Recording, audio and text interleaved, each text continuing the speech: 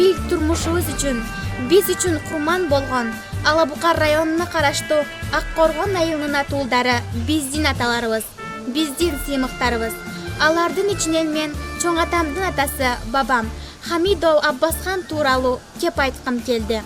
Бабам 1922 жылдан 18 мартында Ак Коргон айылында туулган. Немис фашисттери 2 дүйнөлүк согушту баштагандан кийин бабам жоролор менен Жалал Абад облусунун Куршот деген жерине барып, ал жерде 3 ай аскердикке даярданышкан. Ал жерден аларды Москва фронтуна жөнөтүшкөн. Алар Москваны акыркы сааттарга чейин коргошкон. Бабам командирдин жан сактысы болгондуктан 1947 жылга чейин кызматта болгон. 1947 жылдын акырына барып, бабам өз элине, жерине кайткан. 1988 жылы инфаркт оорусу менен 28 мартта дүйнөдөн кайткан. Мен бабам менен сыймыктанам. Can berip kan